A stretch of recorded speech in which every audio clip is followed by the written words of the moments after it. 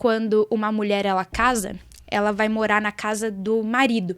E são casas grandes, assim, da família. Então, tipo, é a casa da família do marido. Na casa da família do marido tem todos os irmãos do marido, tem as esposas desses irmãos, todo tem os mundo filhos, morando junto todo ali. mundo. Tem a mãe do marido, o pai do marido. Então, quando Israel pega e joga uma bomba numa casa dessa, ele não tá matando 2, 3 pessoas. Ele tá matando muita gente, tipo, mais de 20 pessoas.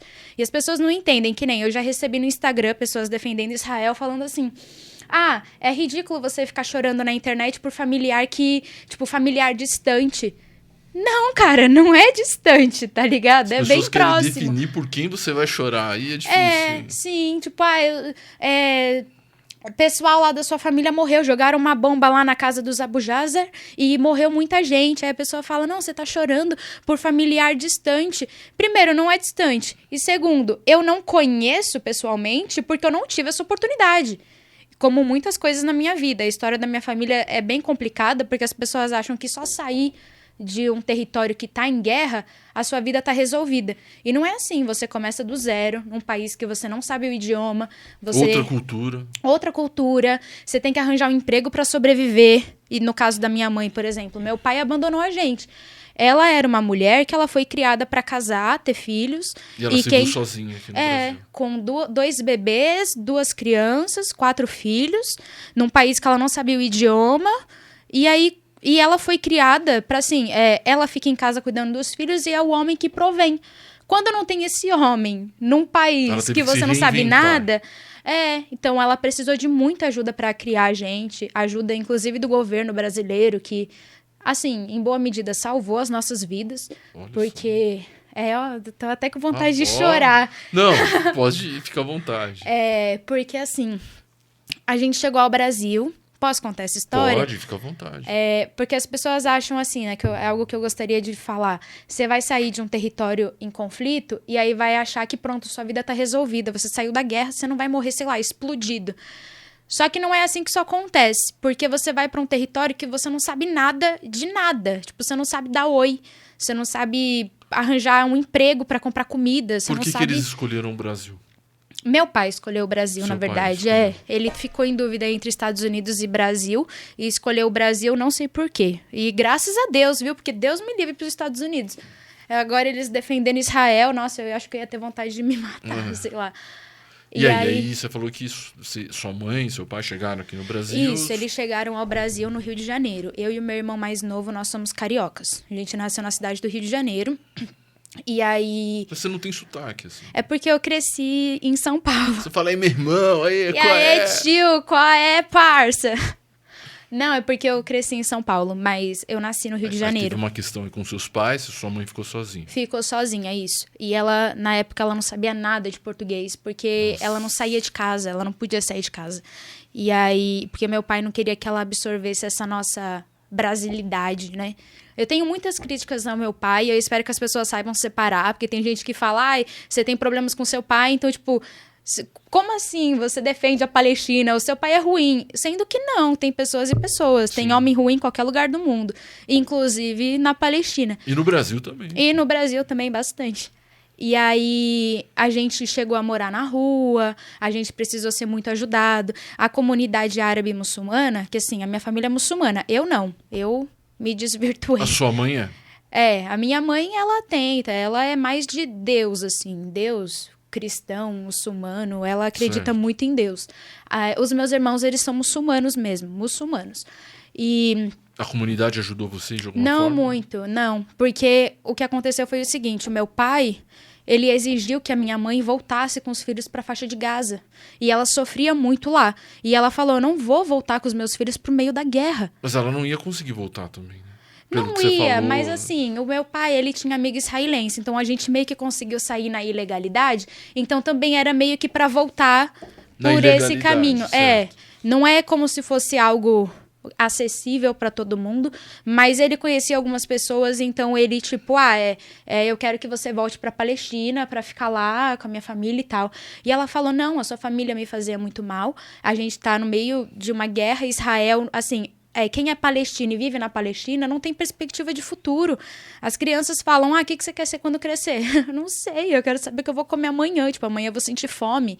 E eu quero saber Quero estar vivo, né? eu quero estar vivo.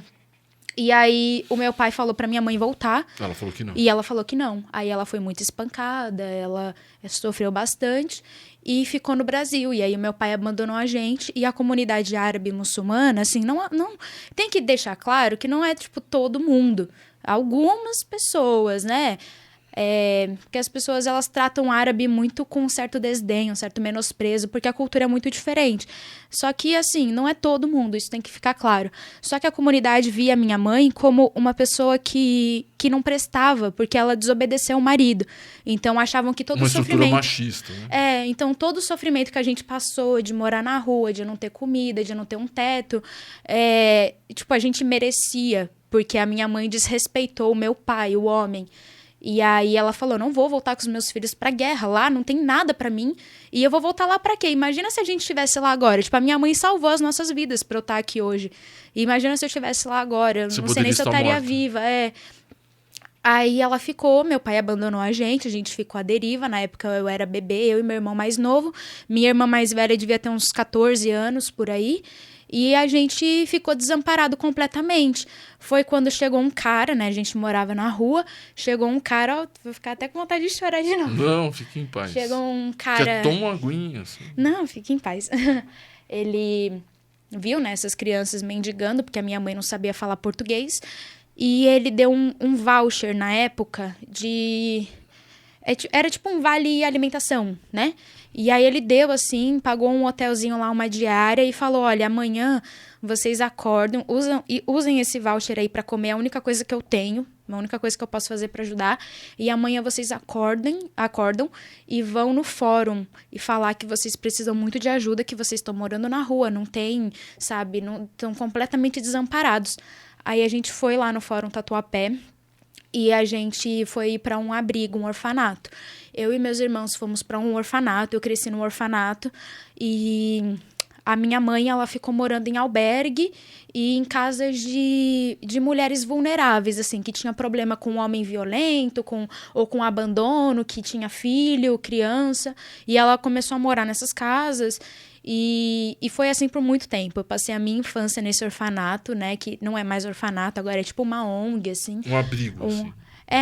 Não é mais um abrigo de pessoas morarem lá. Na nossa época era, mas agora virou uma ONG, assim, as crianças ficam lá o dia inteiro fazendo várias atividades, estudando, fazendo cursos, né? O nome é Lar Círio para a infância. E no final do dia eles voltam para casa. E vocês ficaram junto com crianças brasileiras? Isso, a gente cresceu nesse orfanato com crianças brasileiras, de todo tipo, assim, não era crianças voltado com muitos problemas. para crianças árabes, nada disso? Não. O nome é Lar Círio porque quem fundou foi um grupo de sírios. Só que era um orfanato geral para todo mundo. Entendi. Entendeu? E como que as coisas, enfim, começaram a melhorar, que sua mãe começou a se estabelecer aqui no Brasil? Tem uns 2 anos só. A gente tá aqui há mais de 20 anos. A minha mãe tá aqui há 25 anos. Hoje ela trabalha aqui? Não, hoje ela parou de trabalhar. Na época que ela morava no albergue, ela tinha que chegar até 5 horas da tarde no albergue para conseguir a ficha para ela ter onde dormir, senão ela dormia na rua. E aí, nesse tempo, né, que de manhã e de tarde que ela ficava fora do albergue, ela trabalhava entregando panfleto na rua, ali na região do Tatuapé, perto do metrô. Então, tem muita gente ali que conhece a minha mãe, tipo a gringa. Ela ficou anos entregando panfleto ali na região do Tatuapé para ganhar R$30 por dia. E todo final de semana, ela levava... nossa, isso sim vai me fazer chorar. Ela levava sacolas enormes de doce pra gente no abrigo, porque... ela não tinha como cuidar da gente, né? Entendi. E era a forma que ela encontrou de ficar próxima, de estar próxima. Então a gente foi muito ajudado. Eu passei a minha infância nesse orfanato, eu e meus irmãos. Aí depois a gente saiu quando eu tinha 11 anos, né? Eu entrei com 3 anos e meio. Nossa, são 8 anos. Né? 7, 8 anos. Quando eu saí já tava grandinha já tava com 11, 12 anos. E aí, a nossa vida não melhorou. A gente saiu do orfanato, mas também continuou sem casa, sem comida. Um toma lá da cá, mora aqui de favor. Aí não pode, aí mora ali. Aí é despejado porque não tem dinheiro para pagar o aluguel e mora lá. Aí esse abrigo, ele ajudava eu e meu irmão mais novo com o transporte pra gente poder ir pra escola. Então, eles pagavam transporte, davam uma cesta básica por dia, porque o dinheiro que a minha mãe conseguia entregando panfleto não era suficiente. Eu lembro quando eu tinha aí uns 12, 13 anos, a minha mãe, ela recebia Bolsa Família.